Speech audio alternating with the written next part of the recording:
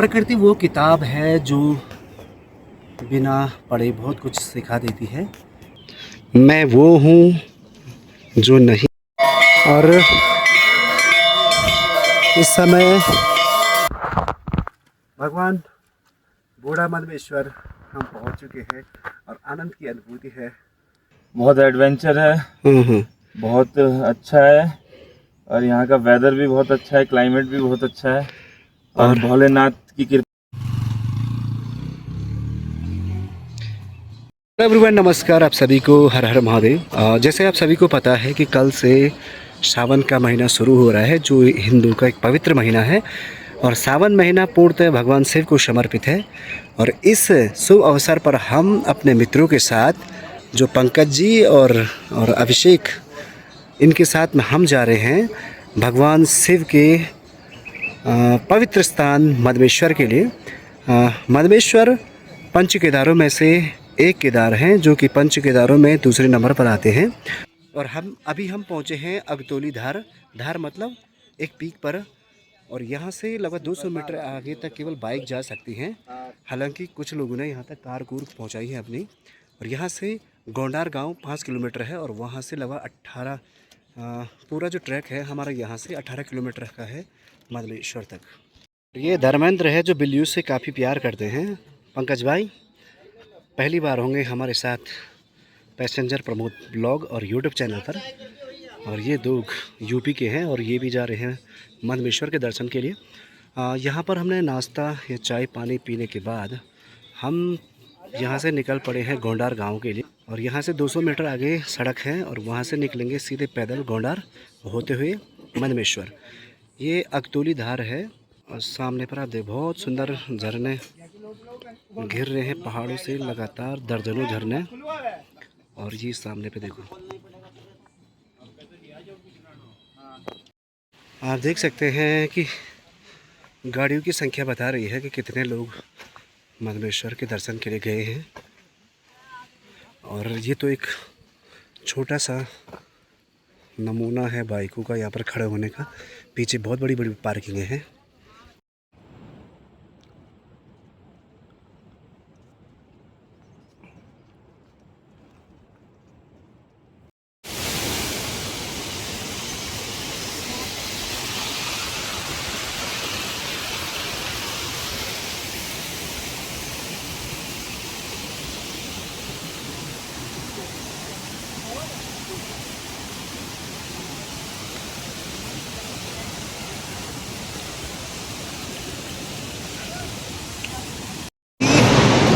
पौने 11 का समय हो रहा है और हम रांची से लगभग गोंडार पहुंचने वाले हैं।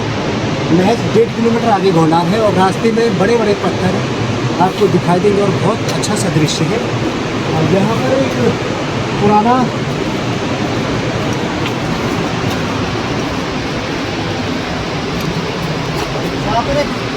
पुराना सा खंडर है इस बड़े से पत्थर के नीचे। यहाँ पर किसी तिरपाल की ज़रूरत नहीं है। यहाँ पर पहले एक दुकान चलाई जाती थी चाय की। रास्ते में आप यात्रा करते समय बहुत सारी छोटी छोटी दुकानें आपको मिलेंगी, लेकिन यहाँ पर आप देख सकते हैं कि बड़ा सा पत्थर और उसके नीचे एक दुकान है।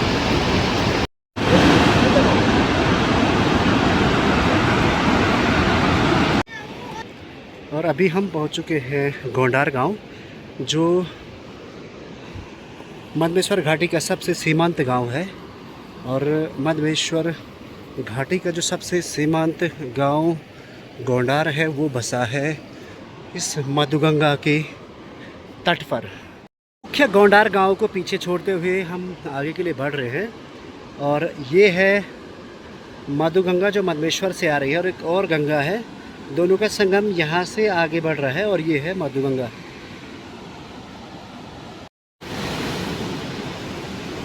पिछले साल की आपदा में यहाँ का ब्रिज बह चुका था और अभी एक टेम्परेरी ब्रिज यहाँ लगाया गया है।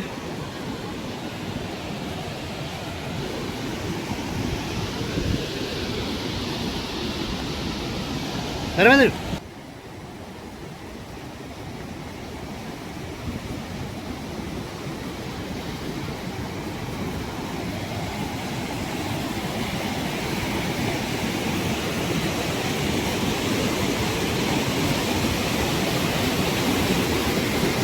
बाबा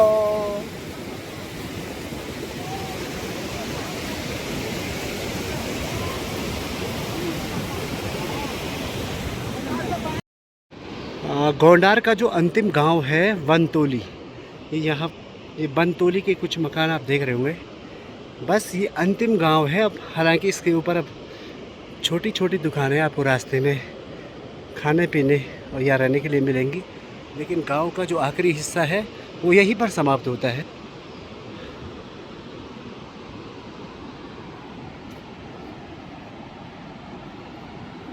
और ये जो नदी है ये मधमेश्वर की मधुगंगा, और वो वहाँ से एक और नदी आ रही थी, वो है मरना माई की गंगा है, यानी कि जो खाम केदारनाथ के जो बैक पोर्शन है वहाँ से निकलने वाली एक नदी है। यानी कि मधुगंगा और मन्नड़ा माई से निकलने वाली जो गंगा है उन दोनों का संगम वहाँ पे है। हालांकि आगे इसको मधुगंगा के नाम से संबोधित किया जाएगा।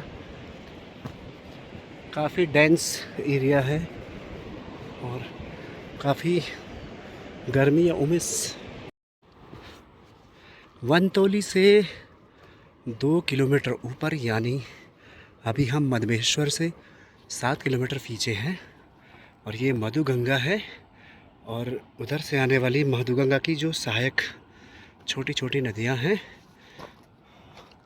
और ये मेन मधुगंगा है।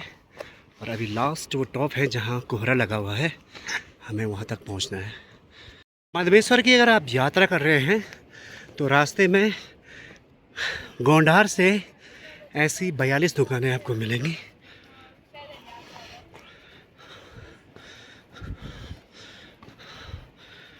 बैठे बोला बैठे तो चलो। मधमेश्वर की चढ़ाई केदारनाथ से मेरे हिसाब से टफ है, क्योंकि यहाँ के जो रास्ते हैं वो खड़ी चढ़ाई है। अभी हम नानू से आगे बढ़ रहे हैं, और इसके बाद जो कैंप होगा हमारा यहाँ से चढ़ते हुए ऊपर, ये है मैखंबा। तो यहाँ से वहाँ की जो दूरी है वो 1.5 किलोमीटर है। आप अंदाज़ा लगा सकते हैं। अभी वहाँ ऊपर जहाँ बादल लगे हुए हैं वहाँ तक हमें पहुँचना है, और वहीं से पीछे होते हुए हम पहुँच जाएंगे मधमेश्वर। मैंने अभी जूम किया है, हालांकि वो इतनी दूर अभी है। प्रकृति वो किताब है जो बिना पढ़े बहुत कुछ सिखा देती है। हालांकि ज़रूरत है तो आपको प्रकृति के बीच कुछ समय गुजारने का। हालांकि हम गोंडार गांव से अभी नानू तक पहुंच चुके हैं, और अगर आप मधमेश्वर की यात्रा कर रहे हैं तो बिल्कुल भी ऐसा ना सोचें कि हमें देरी हो गई है, क्योंकि यहाँ प्रत्येक आधा किलोमीटर या 250 मीटर की दूरी पर लगभग आपको हर जगह पे रहने और खाने के लिए उचित व्यवस्था आपको मिलेगी। ये नीचे रास्ता है, यही आ रहा है नानू से, और यहाँ पर मैं देख रहा हूँ एक साइन बोर्ड लगा हुआ है जो पनपतिया होम स्टे एक 25 मीटर की दूरी पर यहाँ से है। हालांकि कुछ होम स्टे यहाँ ऊपर भी है। आप देख सकते हैं कि ये है प्रकृति की शांत वादियाँ, और कुछ हिस्सा जो भी लैंडस्लाइड से गुजर रहा है। हिमालय की एक बड़े क्षेत्र में भी बारिश हो रही है। मैं वो हूँ जो नहीं है वो मैं हूँ। मैं तो बैरागी हूँ, न सम्मान का मोह न अपमान का भय। ये सारी बातें भगवान शिव पर लागू होती हैं, जो सबसे बड़ी आध्यात्मिक ईश्वर या गुरु मैं कह सकता हूँ। ये हिस्सा है मधमेश्वर घाटी का शांत